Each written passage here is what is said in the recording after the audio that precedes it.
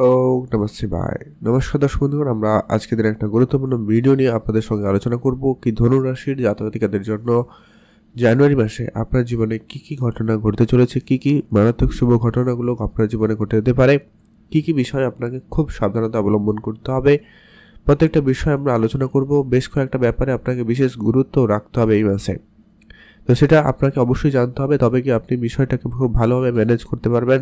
সেই সঙ্গে কিছু উপাচারও আপনাদের সঙ্গে শেয়ার করব, যেটা আপনি করলে অবশ্যই বেটার রেজাল্ট উপলব্ধি করবেন। তো চলুন, না পজিটিভ না নেগেটিভ, একবারে ভিডিও যেটা অ্যাকচুয়াল ঘটনা আপনার জীবনে ঘটতে পারে সেটা সম্পর্কে আমরা এই ভিডিওতে আলোচনা করে দেবো। তো আপনারা ভিডিওটি শুধু মনোযোগ সহকারে দেখবেন, অন্যদিকে ধ্যান না দিয়ে এখানে মনোযোগটা রাখার চেষ্টা করবেন, বেটার রেজাল্ট ভালোভাবে বুঝতে পারবেন।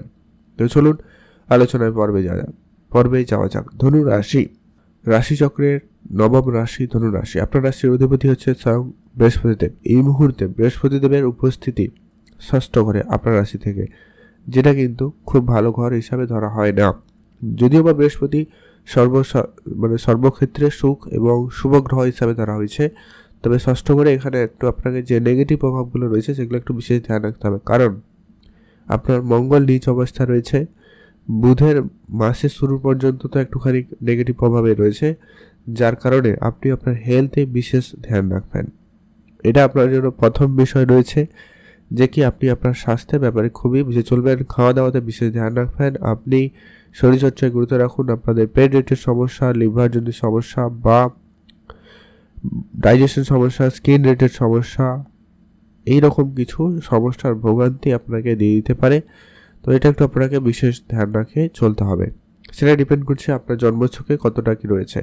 গোচর অনুপাতে তো এটা সামান্য পরিমাণ হলেও আপনাকে সমস্যা দিচ্ছে বা দিতে পারে, তো এটা একটু আপনারা খেয়াল রেখে চলার চেষ্টা করবেন। তার পরবর্তী একটা গুরুত্বপূর্ণ বিষয় হচ্ছে যে কি আপনাদের পারিবারিক পরিবেশ কেমন থাকবে। পারিবারিক পরিবেশটা আপাতত দৃষ্টিতে তো যথেষ্ট পরিমাণ ভালো রয়েছে। হয়তো একটুখানি পরিবারের জন্য আপনাকে দৌড়াদৌড়ি অনেক বেশি করতে হচ্ছে বা করতে হবে, সেটার সম্ভাবনা অনেক বেশি রয়েছে, সেটা একটু আপনারা গুরুত্ব দেবেন। পরিবারের জন্য হয়তো আপনাকে একটু বেশি কাজ করতে হচ্ছে বা বেশি একটু ভাবনা চিন্তা করতে হচ্ছে, পরিশ্রম বেশি করতে হচ্ছে, তো সেই জায়গায় আপনাদের কিন্তু পজিটিভ রেজাল্টই আসবে, সম্ভাবনা অত্যন্ত পজিটিভ রয়েছে। কারণ শনিদেবের সঙ্গে শুক্রদেবের একসঙ্গে জুতেই অত্যন্ত পজিটিভলি আপনাকে ফল প্রদান করছে। আপনার মধ্যে সাহস, কনফিডেন্স তো আপনার ভিতরে অত্যন্ত ভালো থাকবে। আপনি যে কোনো ধরনের কাজে অগ্রগতি করতে চাইলে করতে পারেন, সে জায়গায় কিন্তু আপনি পজিটিভ রেজাল্ট পেয়ে যাবেন। আপনার মধ্যে সেইটুকু ক্যাপাবিলিটি বা সেইটুকু সাহস তো আপনার মধ্যে থাকবেই থাকবে। তারপর যেটা হচ্ছে, সূর্যদেব আপনার রাশিতে অবস্থান করছে, যার কারণে আপনার মধ্যে একবারে positive energy, high level energy কিন্তু এই মুহূর্তে কাজ করছে। তো আপনি এটাকে যদি পজিটিভলিভাবে ব্যবহার করেন তো সেটা খুবই আপনাকে ভালো রেজাল্ট দেবে। সূর্যদেব কিন্তু আপনাকে এখানে একটা বিষয় গুরুত্ব দিতে হবে যে কি নিজের মতো করে সব কিছু করার একটা ব্যাপার কিন্তু আপনার মধ্যে থাকছে, মানে আপনি আপনার মতো করে সমস্ত কিছু ম্যানেজ করার বা সমস্ত কিছুটাকে দেখার চেষ্টা করছেন, যা আপনার জন্য একটুখানি এটা সমস্যাদায়ক হতে পারে আপনার বিবাহিত জীবনে।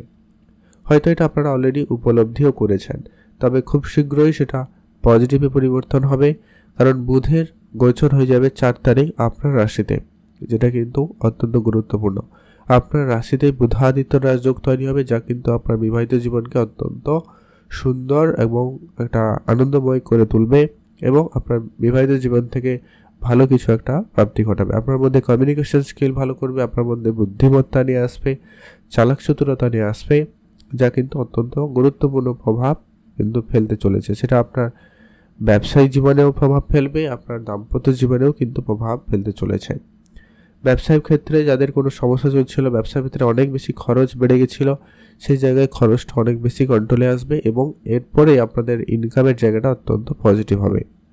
সূর্যদেব এখানে আপনার 14 তারিখ পর্যন্ত থাকবে, তারপরে রাশি পরিবর্তন করে মকর রাশিতে, অতএব আপনার রাশি থেকে দ্বিতীয় রাশিতে চলে যাবে, মকর সংক্রান্তি করবে।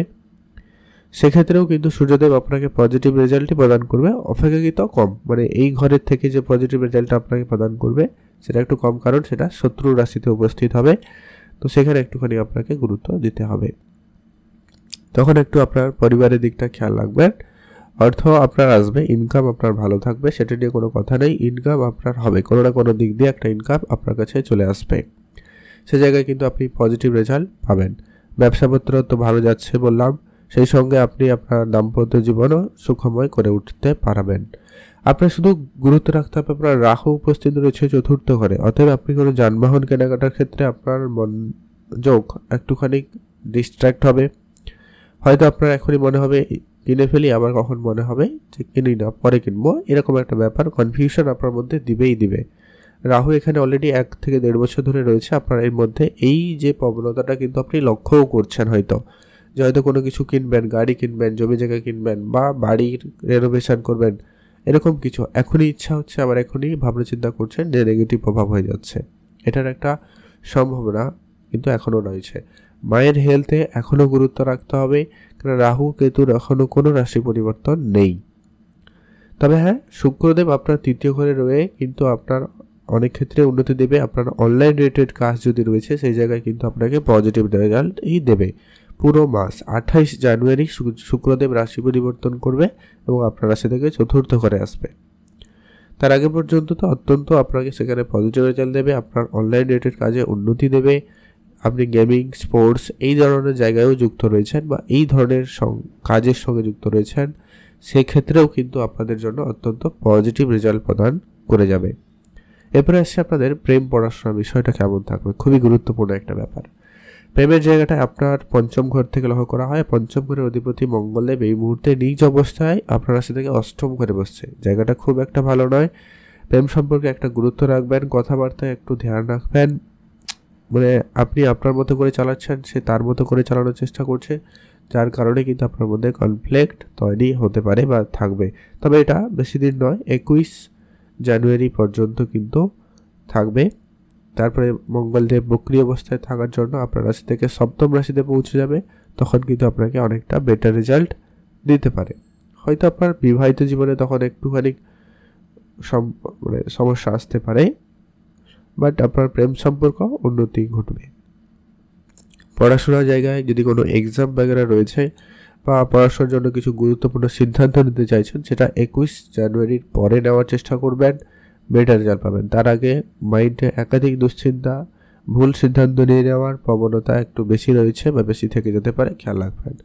সন্তানের দিকটা আপনারা গুরুত্ব রাখবেন। সন্তানের হানি বা সন্তানের ক্ষেত্রে কোনো শরীর খারাপ হওয়া বা তাদের চোট আসা শরীরে, এরকম কিছু আপনি কিন্তু লক্ষ্য করতে পারেন। যদি আপনাদের সন্তান রয়েছে সে ব্যাপারে বিশেষ খেয়াল রাখবেন। যেহেতু বৃহস্পতির অবস্থান ভালো নয়, মঙ্গলের উপস্থিতি খুব একটা ভালো নয়, তাই আপনাকে বিশেষ খেয়াল রাখতেই হবে।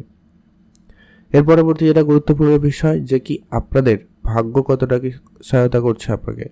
ভাগ্যের জায়গাটা তো অত্যন্ত মোটামুটি ভালোই লক্ষ্য করা যাচ্ছে, যেহেতু সূর্যদেব হচ্ছে আপনার ভাগ্যের অধিপতি, এই মুহূর্তে আপনার রাশিতে অবস্থান করছে, যা কিন্তু আপনাকে ফুল সাপোর্ট দেবে। তাই ভাগ্যের সাপোর্ট আপনি 100-এ 100 পেয়ে যাবেন 14 জানুয়ারি পর্যন্ত। তারপরেও পজিটিভ থাকবে, তবে অপেক্ষিত একটু কম হবে আর কি। এই বিষয়টা আপনারা ধ্যান রাখতে পারেন। কোনো কাজ করতে চাইলে অবশ্যই করুন, সেটা বেটার রেজাল্ট হবেই, ভালো ফল কিন্তু আপনি প্রাপ্তি করতে পারবেন। বড় বড় ব্যক্তিদের সাথে, উচ্চ পদাধিকারী ব্যক্তিদের সাথে আপনার পরিচিতি বাড়বে, তাদের সঙ্গে আপনার সম্পর্ক ঠিকঠাকই থাকবে, সম্ভাবনা কিন্তু বেশ ভালো। এর পরবর্তী এটা গুরুত্বপূর্ণ রেজাল্ট, যে কি আপনাদের কর্মক্ষেত্রে একটা বড় সড়ো সুযোগ থাকবে। কর্মের জায়গায় বড় পরিবর্তন কিন্তু আপনাকে প্রদান করে যাবে। তবে কেতু রয়েছে, ডিস্যাটিসফ্যাকশন দেবে। আপনার কর্মে যদি ভালো কিছুও করে ফেলেন, তারপরেও আপনার মধ্যে একটা অসন্তুষ্টি ভাব কিন্তু কেতুই দিচ্ছে। অতএব আপনি সেখানে খুব বেশি টেনশন করার দরকার নেই। সেটা নেগেটিভ একটা চিন্তাভাবনা, থট কাজ করবে। ছায়াগ্রহ যেহেতু কেতু, তো আপনাকে সেই জায়গাটায় সামলে চলতে হবে। হুটহাট করে কোনো সিদ্ধান্তের পরিবর্তন করবেন না এই মাসে। বিশেষ করে তো আপনারা কোনো বড় বড় সিদ্ধান্ত ক্ষেত্রে একটু ভেবেচিন্তে, হুটহাট করে তো কোনো সিদ্ধান্ত আপনি নেবেনই না, ধ্যান রাখুন। বিদেশ যাত্রার ক্ষেত্রে সুযোগ মোটামুটি, যারা বিদেশে যাত্রা করছেন বা করবেন বলে ভাবছেন, খুবই বুঝে টাকা পয়সা যখনই আপনারা কাউকে দিচ্ছেন বা কিছু করছেন, সেক্ষেত্রে আপনাকে বিশেষ খেয়াল রাখতেই হবে।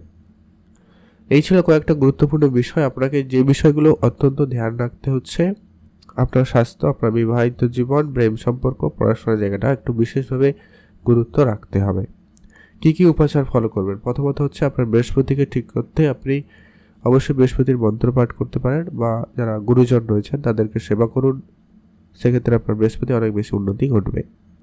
মঙ্গলের বীজমন্ত্র পাঠ করুন, বা হনুমান চল্লিশা অবশ্যই পাঠ করতে পারেন। এক্ষেত্রে আপনার জন্য সময়কালটা অত্যন্ত পজিটিভ যাবে।